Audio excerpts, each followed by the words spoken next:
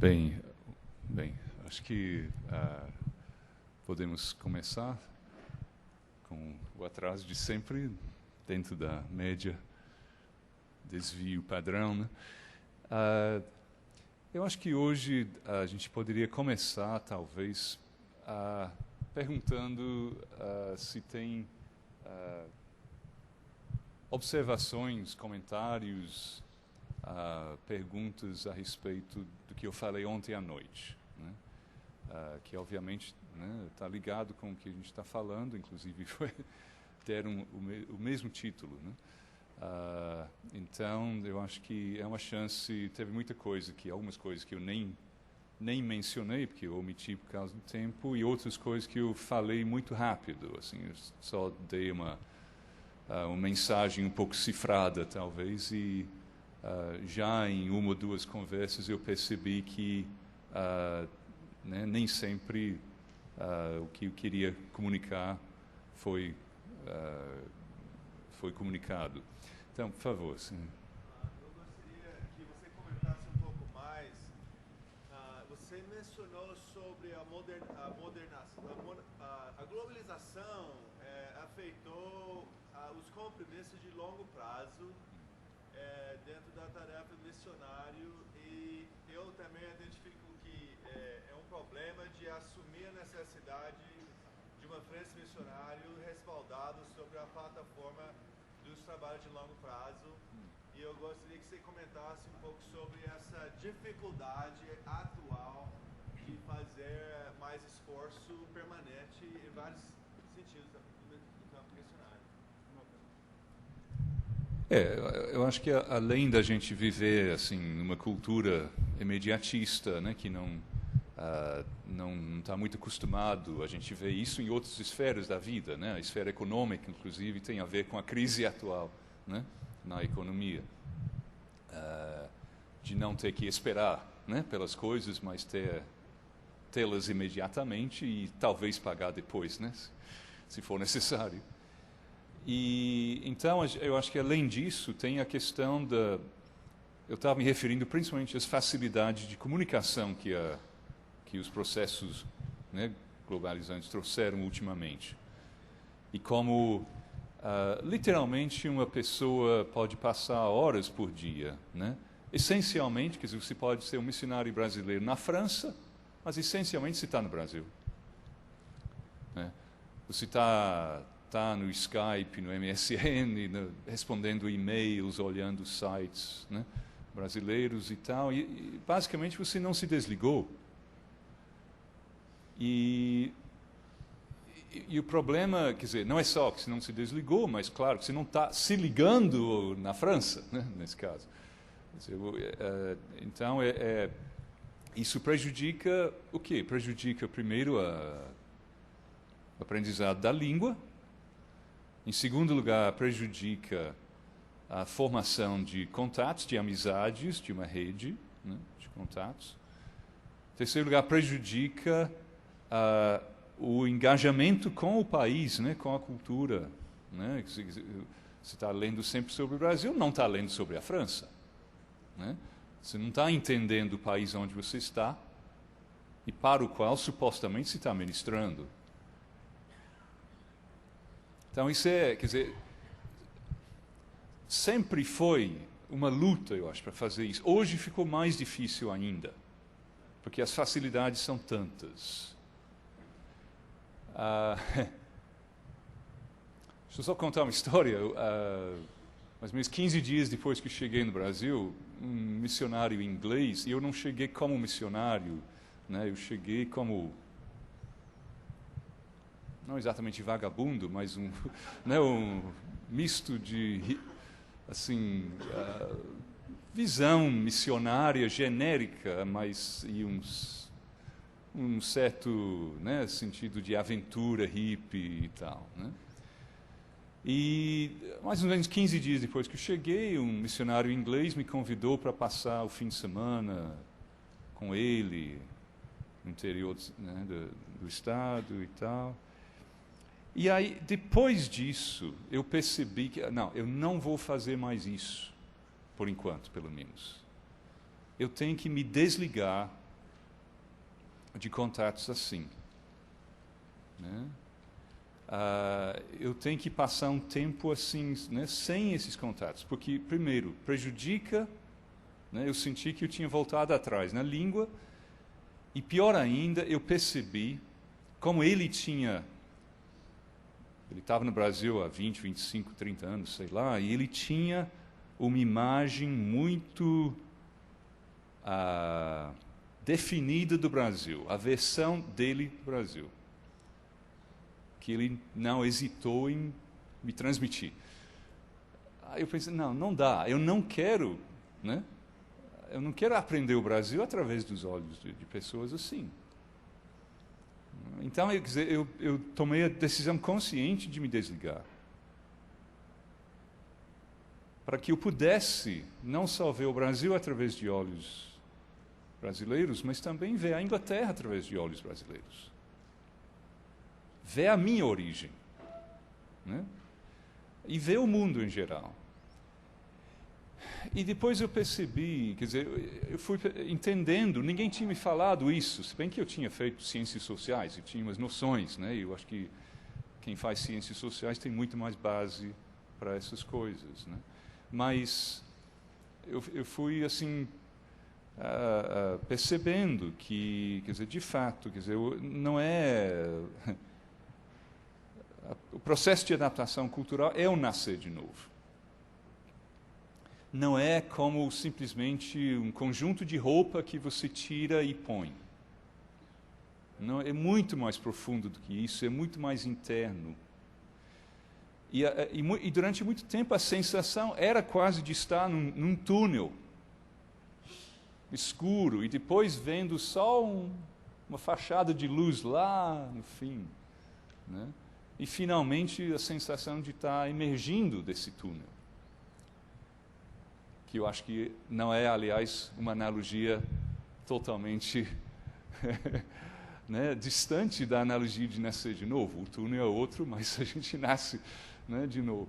E é isso, eu acho que é um processo tão traumático, mas que é um processo que depois você não tem volta.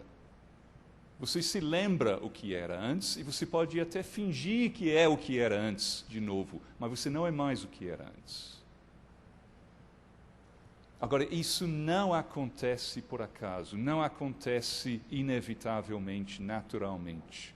Acontece conscientemente, tomando certas medidas para que aconteça. E se isso era verdade em 76, quando eu cheguei no Brasil, muito mais hoje, quando se vai para um outro país. É tão fácil evitar isso.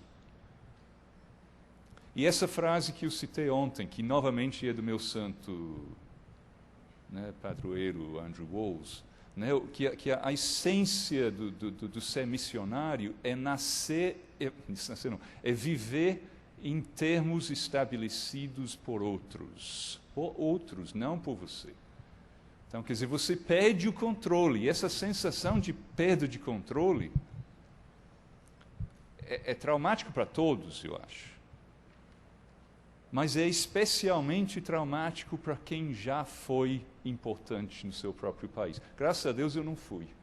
Eu era muito novo, né? E eu não tinha muito que perder, digamos. Quem tem muito que perder, porque já foi importante, já se sentiu, né?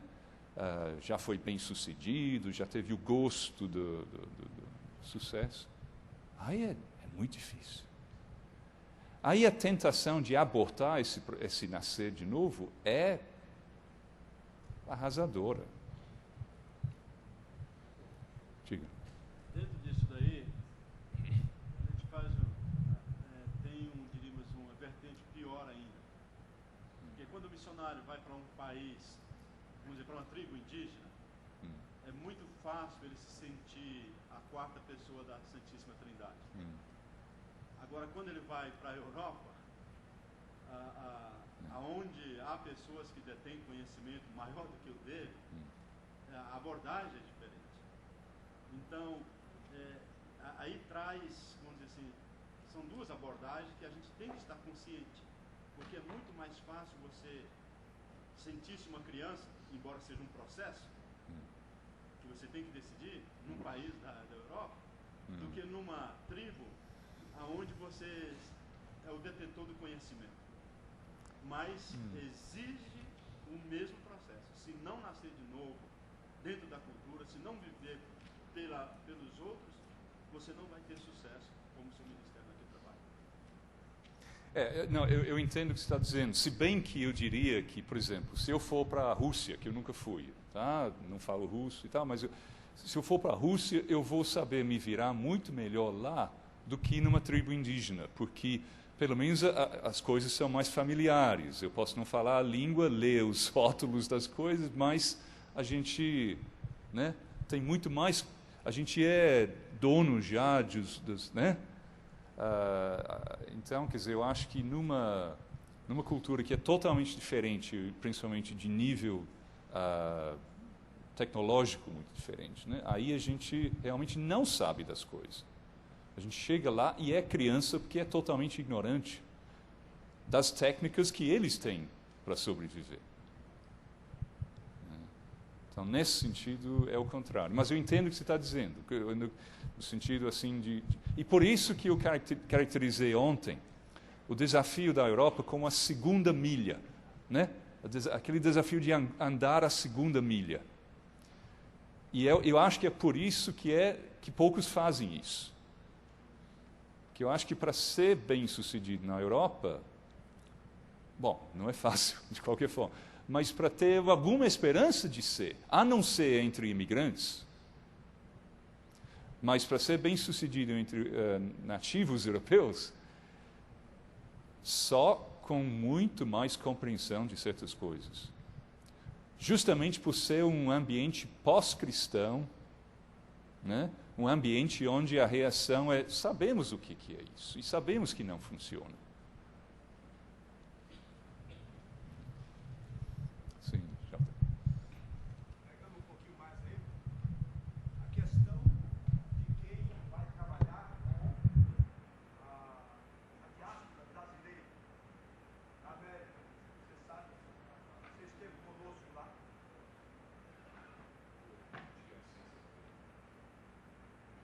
Você esteve conosco lá, a problemática que é, como é que se aplicaria esse princípio aí? Vou só repetir a pergunta por causa da gravação. O imigrante brasileiro não é americano, não é mais brasileiro, Não. nós conhecemos completamente. Então, a pergunta é sobre essa questão de ligar a imigração e missão, né? Vamos pensar, porque essa é uma pergunta bem ampla. Na realidade, existe hoje toda uma elaboração, né, missiológica em cima disso, um tanto triunfalista, eu acho, porque, quer dizer, em tese, sim, a migração, né, de cristãos, né, pode ser um grande fator missionário. Na prática, as coisas são muito mais complicadas, por uma série de razões, né? Primeiro porque, quer dizer, em geral, as pessoas não migram isoladamente. Migram já com muitos conterrâneos, ou mesmo seguindo a rota já trilhada pelos conterrâneos. E então, quer dizer, aí, por exemplo, você tem muita igreja africana na Europa que diz: nossa prioridade é alcançar os europeus. Eu não estou dizendo que eles estejam mentindo, eu acho que é verdade isso. Eles piamente querem alcançar os europeus. Mas eles não conseguem. Por quê? Bom, uma razão é que eles têm, de fato, essa prioridade, mas é prioridade número 8. E prioridade número 8 nunca é realizada. Né? Ou seja, quer dizer, a número 1 é servir espiritualmente, né, a sua própria diáspora. Então, quer dizer, preferencialmente, tudo vai ser feito em função disso. Todas as decisões, a lógica de todas as decisões na igreja vai ser a lógica do serviço à sua própria diáspora. E você tende a... Você sempre alcança um ou outro. Então, por exemplo, tem gente que casa, né? Então, algum nativo que casa com um imigrante, aí sim, né, dá para alcançar, porque, de certa forma, é naturalizado, né, no contexto da minoria étnica.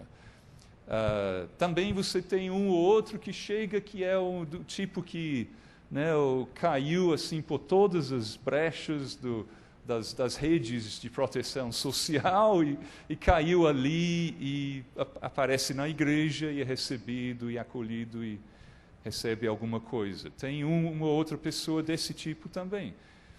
E, além disso, tem os sociólogos. Né? Então, são 3 tipos de nativo que aparecem. Né?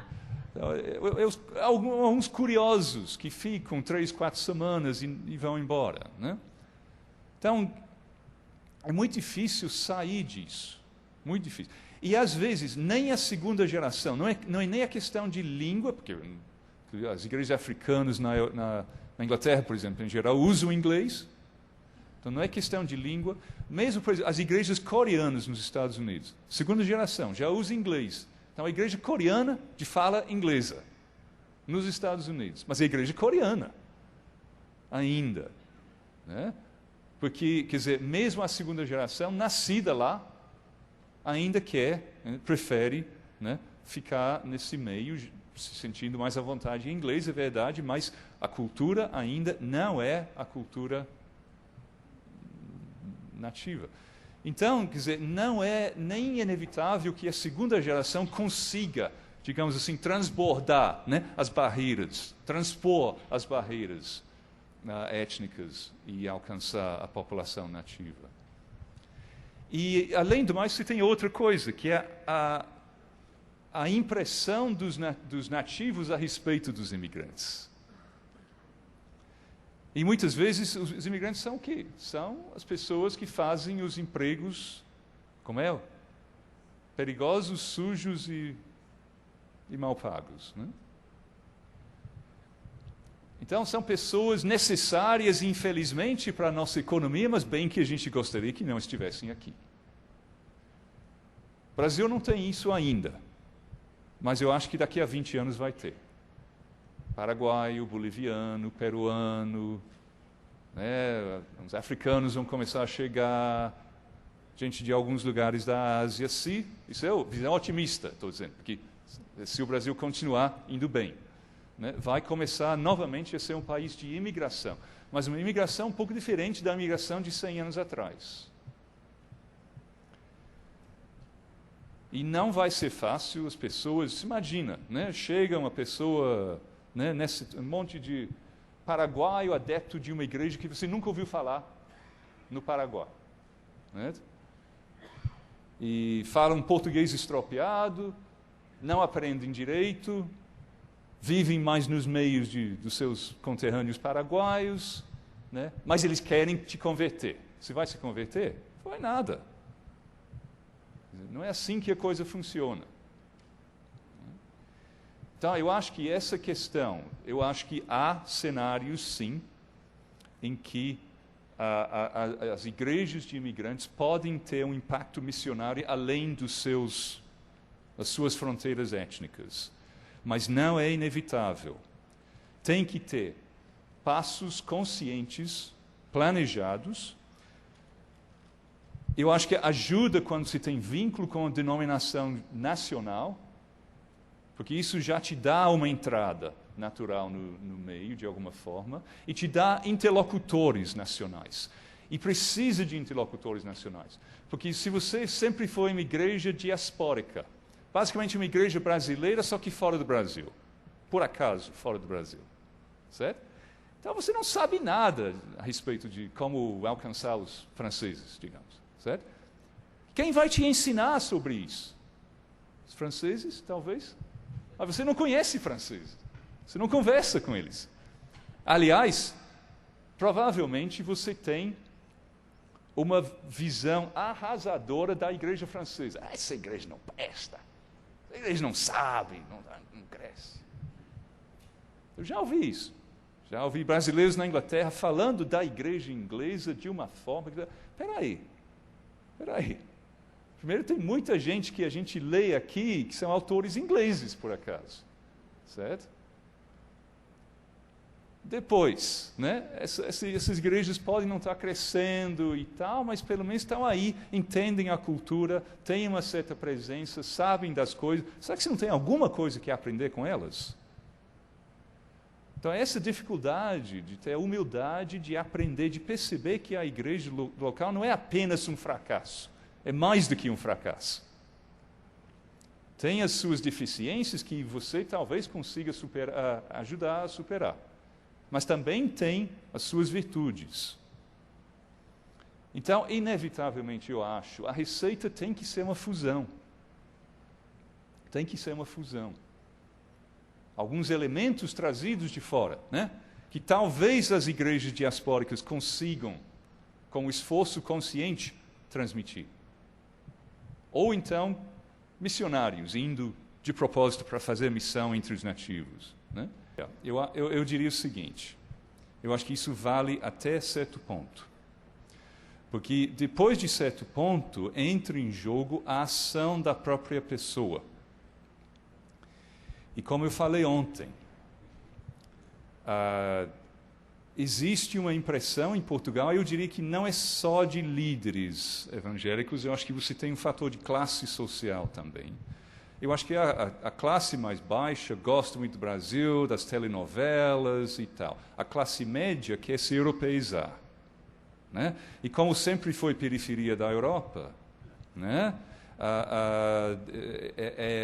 É importante se afirmar como europeu, né? Então, nesse sentido, a presença do brasileiro é uma lembrança incômoda.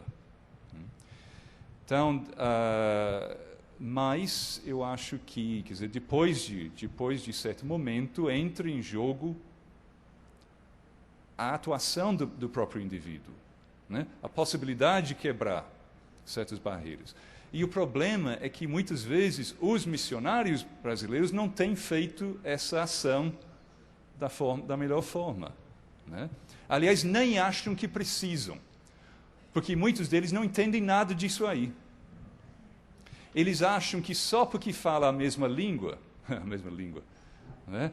Mais ou menos a mesma língua, não precisa aprender nada. É como ir para um outro estado do Brasil, né? E que o que deu certo aqui tem que dar certo lá. E se não der certo lá, é porque esses portugueses são terríveis, esses portugueses são... Quer dizer, a culpa é sempre do outro, né? A culpa talvez seja parcialmente do outro, mas em primeiro lugar aponte o dedo para si mesmo, né? Então, quer dizer, ou a gente começa pensando, bom, né, tem que tentar outra coisa. Tem que tentar outra coisa. Eu gostei muito que não sei se ele está aqui, o Afonso está aqui? Falou sobre Espanha, né? As pessoas falam muito para ele, Espanha é um país difícil, né? Ele diz, não, Espanha não é um país difícil, é um país diferente. Eu gostei disso, porque é uma outra postura. É uma outra postura. Aqui tem coisas que eu não entendo. Aqui tem coisas que eu não tenho a receita pronta. Mas em vez de atribuir ao outro, né? O outro é que tem que mudar. Esses europeus é que tem que baixar a bola um pouco, perder o orgulho. Em vez de começar por aí, começa dizendo, não, agora eu estou percebendo, esse é um país diferente. Se é diferente, eu tenho que mudar. Sim. Só para lembrar três ideias, assim, a gente não precisa dar exemplos de Brasil e Portugal, né? Um tipo ideal que dá para a gente verificar como é difícil esse tipo de coisa, pega um paulistano, homem, branco, de classe média, nascido na região da Paulista, estudante a vida toda de faculdades públicas do estado de São Paulo, e faça ele casar com uma guria que nasceu e foi criada no bairro do Bexiga, também de classe média, branca, de sobrenome qualquer, sei lá, alguma coisa assim. E vamos colocar os dois, o casal crente, fervoroso, com missionários, em algum lugar do sertão do Nordeste. Quem é o nordestino para o paulistano, classe média, nascido e criado na região da Paulista?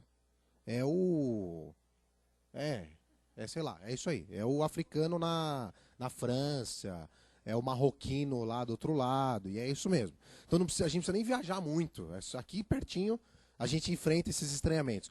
A outra coisa também, como consequência da globalização, eu acredito que também é desafio para nós, cristãos, missionários e tal, é que tem um movimento interno da globalização contraditório. Ela ratifica, intensifica a luta e pelas marcas de diferenças.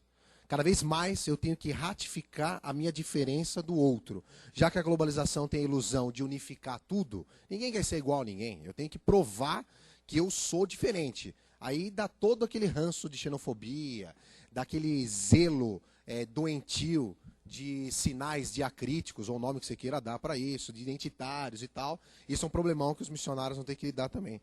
E uma outra coisa que a gente não pode esquecer também, que do ponto de vista missionário, a gente tem que ser sensível, não ingênuo em relação ao cenário da globalização, mas não esquecer que o poder do Evangelho do Espírito Santo vai além de cenário geopolítico. Apesar do cenário geopolítico, a verdade do Evangelho continua tendo efeito.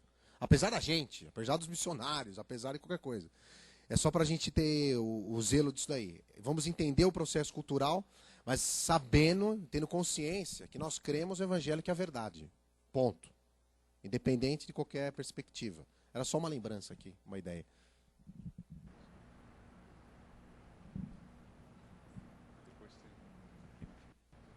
Partindo do pressuposto de que o avivamento vem da periferia e a gente visualiza essa postura na Europa, a pergunta que fica é: há alguma esperança? E de onde viria isso para a Europa? Se é que é possível.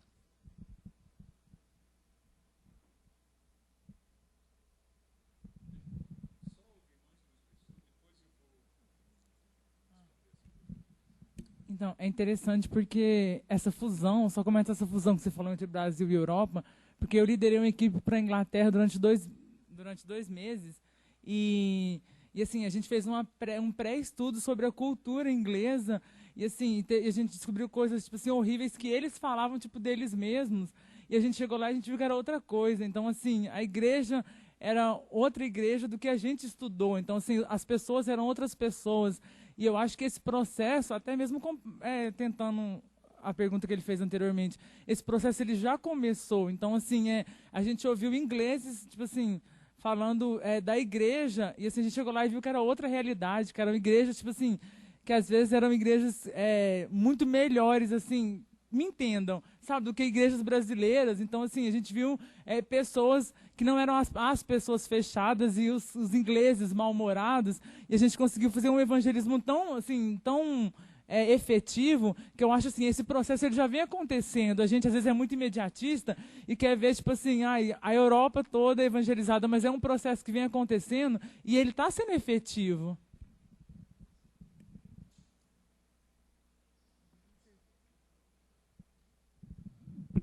Eu queria só colocar mais uma coisa, que é uma preocupação minha, até mesmo porque minha igreja trabalha com igrejas brasileiras em Londres. Mas eu considero, né, não sei se é bem o que expressa a realidade, do brasileiro lá fora, ou então de outros países lá fora, já se tornou também um campo missionário. Porque a gente está tendo que cuidar dos brasileiros que estão lá fora. É lógico que eles podem estar frequentando uma igreja estrangeira, mas geralmente, como o Paul mesmo falou, estão em igrejas com sua própria língua e, às vezes, bilíngue. Mas, assim, por saber que nós temos 2 igrejas brasileiras lá, igrejas que ficam órfãs de pastores, às vezes os pastores largam suas igrejas, ligam para o Brasil pedindo para a gente apadrinhar mais igrejas, está ajudando, está dando a cobertura espiritual, está pastoreando os brasileiros lá. E eu tenho considerado e tenho visto um campo também missionário que está precisando, né? E assim, a minha irmã é missionária lá e ela foi para trabalhar com o inglês, não com os brasileiros, porque nós temos 2 igrejas lá, mas ela está trabalhando numa igreja pequenininha inglesa, porque ela teve consciência, o chamado dela era para o povo inglês, e não para o povo brasileiro que está na Inglaterra, embora o povo brasileiro que esteja na Inglaterra também está precisando. Então, também existe esse outro lado. E isso acontece nos Estados Unidos bastante. Igrejas brasileiras, já tem uma convenção de igrejas brasileiras lá, porque eles também se tornaram um campo. A Inglaterra tem muitos povos de outras origens, né? E é importante entender que não é só a questão da língua. Porque mesmo em Portugal, onde não tem a desculpa da língua, as igrejas brasileiras se separam. Os brasileiros vão para igrejas essencialmente brasileiras, né? Então, quer dizer, aí você vê que são outras coisas, é a cultura, né? São outros fatores que estão acontecendo e que muitas vezes... a gente estava conversando também sobre Espanha, né, com Afonso. Quer dizer, na Espanha, você tinha uma comunidade evangélica espanhola muito pequena, que sofreu muito sobre, né, o Franco, tal, e ainda, mesmo depois, na democracia, não é fácil e tal. Aí, de repente, chega um monte de imigrante evangélico. Imigrante latino-americano, imigrante africano, imigrante romeno. Né? Então, de repente, tem muito mais evangélicos na Espanha do que tinha há 15 anos atrás, 20 anos atrás. Fantástico, né? Que bom, a igreja cresceu, né? Mas o problema é o seguinte, são duas culturas totalmente diferentes. Aquela cultura mais acanhada, mais, né, do evangélico espanhol, né, lutando com a sua dificuldade no contexto espanhol, né, lutando para conquistar uma brechinha na identidade nacional espanhola, digamos assim, né, com muita dificuldade. Aí, de repente, chega um monte de evangélico de fora, né, de outros países, acostumados com igrejas que crescem, né, não tem aquela visão acanhada, tem uma visão expansionista. Então, teoricamente, você tem coisas positivas aí. Isso pode ser um fator de dinamização da igreja espanhola. Por outro lado, pode ser muito ruim para uma igreja depois de certo ponto em que aquela identidade religiosa passa a ser associada ao ser estrangeiro. Não sei se deu para entender. Certo? Então, é um perigo agora, né? A identidade evangélica na Espanha passa a ser associada com imigrantes, somente. Então, isso não é uma religião de espanhóis, é uma religião de imigrantes. Aí que para a conversão de espanhóis mesmo, que já era difícil. Né? Então, quer dizer, nós temos que levar em conta essas coisas. As identidades são sempre contrastivas, né? Em oposição e tal. E a gente não pode... Então, o português também se ressente disso. Você tem duas culturas eclesiásticas em choque, muita insensibilidade, muitas vezes, do lado brasileiro, que pode ter insensibilidade do lado português também, mas eles estão em casa, bolas. Quem tem que ser mais sensível é o de fora. Certo? Então, quer dizer, e além do mais, aquele que acha que chega com todas as soluções. Então, tem que ser mais sensível. Sobre a Europa em geral, voltando à pergunta meio apocalíptica, né? Será que há esperança para a Europa? Olha, eu acho que a muito curto prazo, não. Há alguns sinais de que talvez a Europa esteja começando timidamente a fazer a curva. Mas não são sinais muito seguros ainda. Né? Agora, eu acho que a longo prazo vai haver uma certa revitalização do cristianismo na Europa por várias vias. Uma via é justamente as igrejas imigrantes. a possibilidade que essas igrejas consigam, de fato, pelo menos, né, transbordar um pouquinho e atrair alguns nativos. Mas também há uma outra possibilidade, que já acontece até certo ponto. Os próprios pastores nacionais olham para as igrejas imigrantes e veem possibilidades. O que vocês fazem? Né? Como é que vocês conseguem esse dinamismo? Vocês fazem assim, assado. Isso aí eu acho que não funcionaria para a gente, mas aquilo sim, vamos tentar. E você tem um certo processo de apropriação seletiva por parte de líderes nacionais, né? Que no seu desespero, talvez, se tornaram tão humildes que vão até querer aprender com os imigrantes, né? Mas isso, obviamente, são traidores da Europa, que a Europa não aprende com ninguém.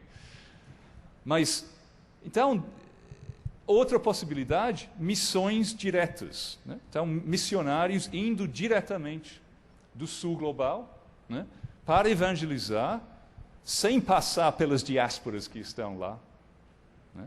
Agora, o que muitas vezes acontece é que as pessoas vão para lá com essa visão, como estão acostumados a resultados rápidos e são cobrados resultados rápidos pelas suas igrejas aqui no Brasil, ou na Coreia, ou na Nigéria, né?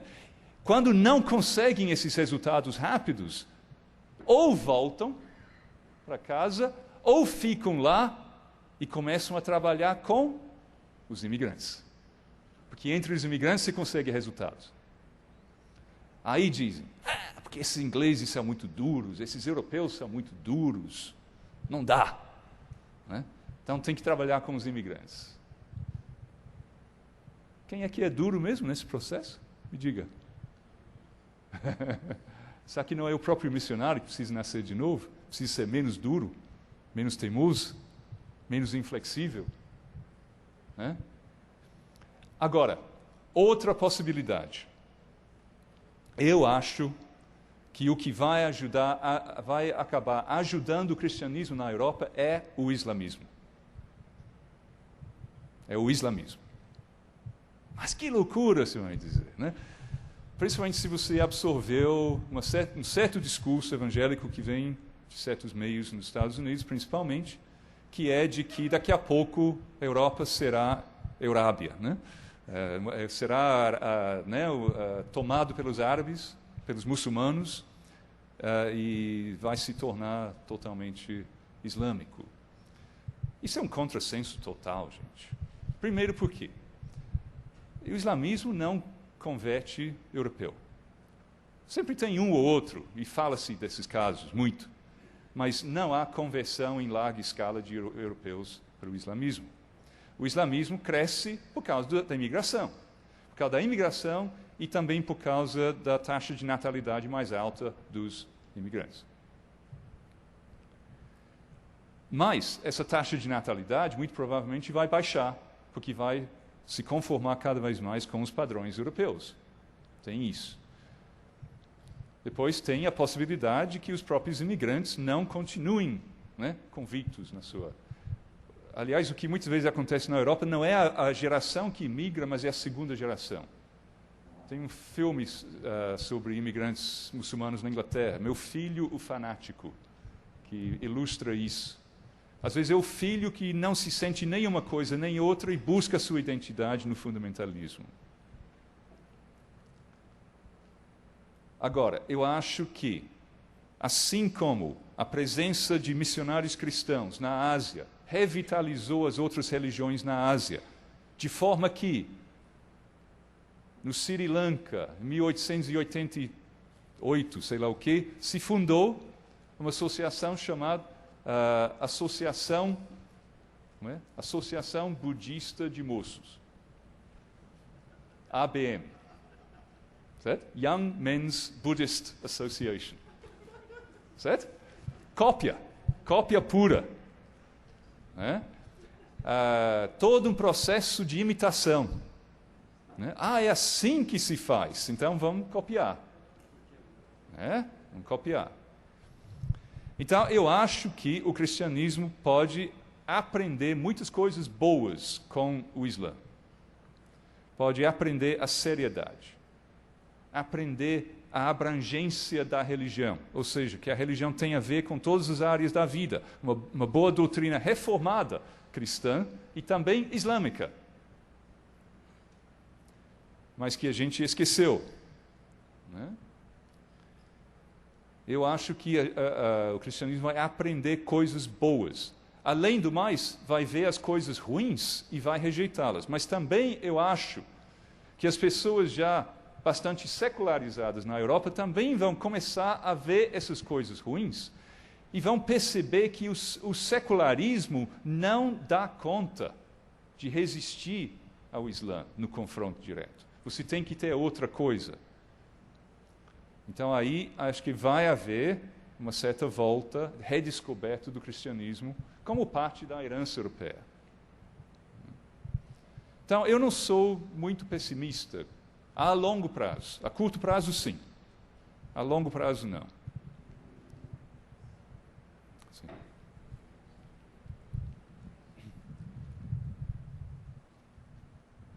Aproveitando essa sua análise, eu gostaria que você me ajudasse numa reflexão que diz respeito à tendência do pensamento.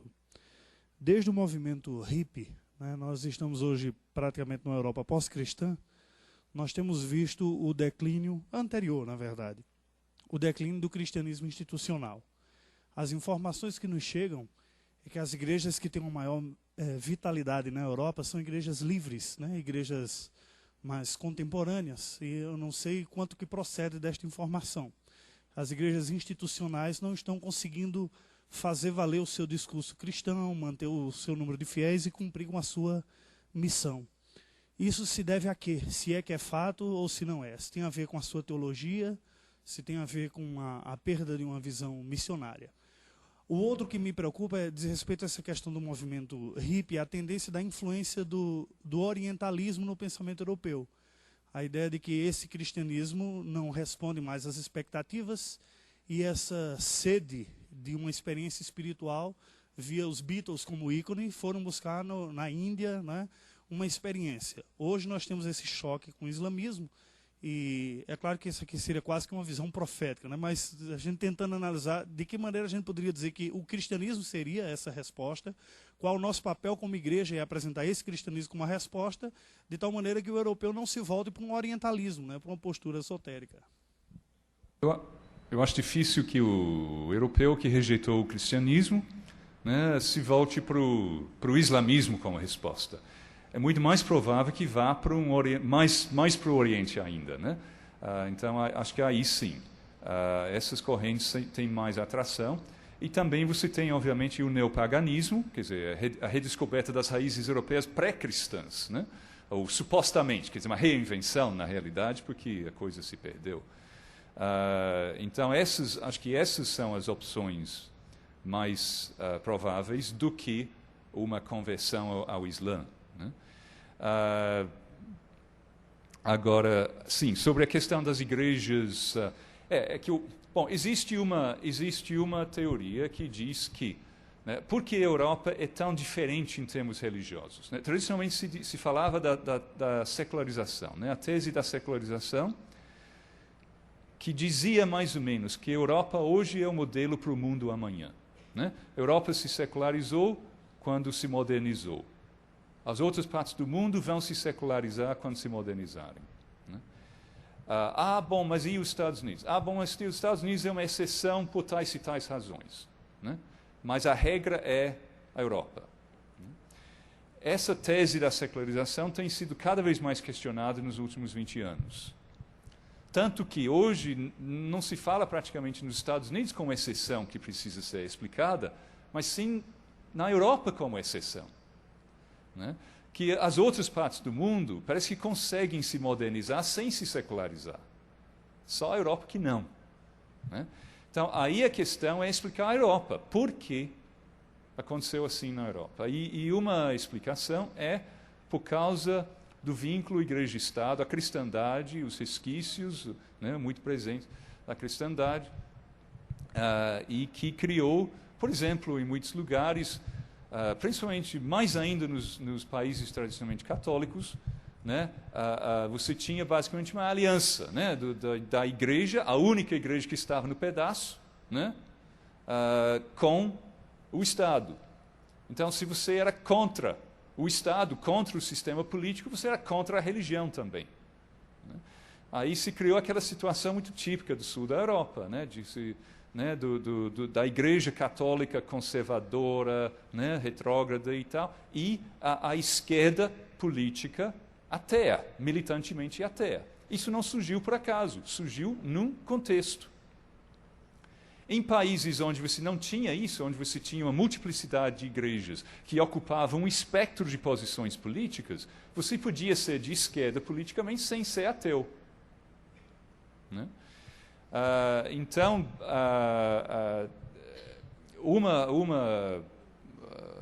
um cenário possível para o futuro da Europa é que, na medida que se vai diversificando, pluralizando a religião, né, na Europa, essa pluralização vai dinamizar. E aí você vai começar a ter igrejas que crescem de novo e tal. Eu acho que isso também, eu acho que procede em parte. Né? Eu acho que não é só isso, porque você tem fatores culturais, não é só a questão do mercado. Você tem fatores culturais que influem, né, e que complicam o quadro. Né? Nunca se tem um mercado perfeito. Né? Agora, a questão das igrejas tradicionais na Europa. Eu acho que, geralmente, os missionários brasileiros têm um problema muito sério para entender essas igrejas. Não entendem a história, não entendem, muitas vezes, o pluralismo dentro de cada igreja, de forma que você pode ter alas dessas igrejas que você não quer nada a ver, mas outras alas que você pode se associar e aprender muito com elas. Né? E, além do mais, essas igrejas, por terem toda essa tradição, né, tem todo um recurso, né, um recurso intelectual, todo um acervo, né, de pensadores, né, de instituições e tal, que não é para desprezar. E aí eu acho que é preciso aprender com essa herança, não jogá-la fora. Né? Porque é alguma fusão dessa herança com a novidade trazida por pessoas de fora que vai ser o futuro, eu acho. Mas tem que ser uma fusão. E a fusão exige, sim, a humildade dos dois lados. Dos dois lados.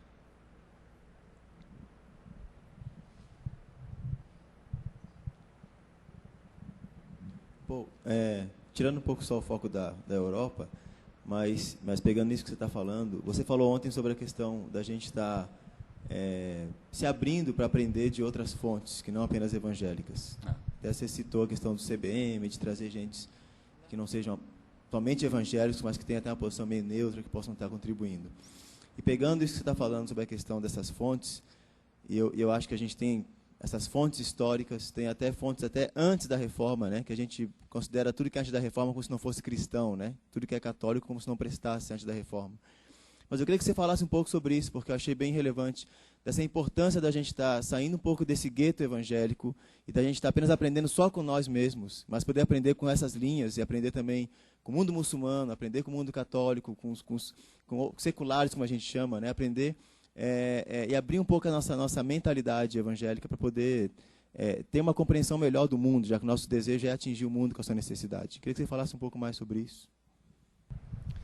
Eu acho que isso é fundamental. Né? A gente tem medo de aprender, né, com os outros, como se a gente fosse detentor de todas as verdades, como se a gente tivesse dentro das nossas comunidades o leque completo de especialidades, de competências necessárias para isso, mas não temos, né?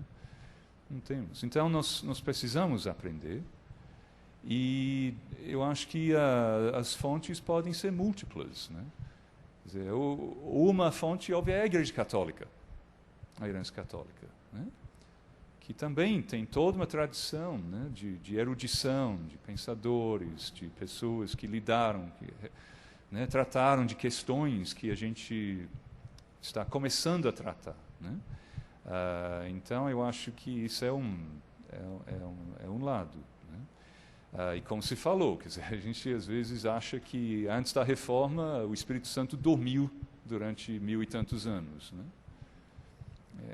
Mas agora outra coisa, eu acho que, quer dizer, nos meios seculares mesmo, né?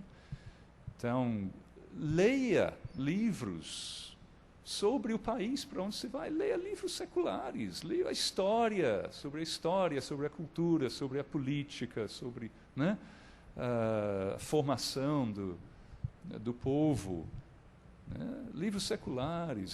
Às vezes eu acho que eu ouço assim, pessoas, por exemplo, eu vou para o mundo muçulmano. O que você leu sobre o mundo muçulmano? Leu 3 livros, e depois eu descubro, os 3 livros são evangélicos. Imagina você, um missionário muçulmano que quer converter evangélicos. O que ele leu sobre os evangélicos? 3 livros sobre evangélicos escritos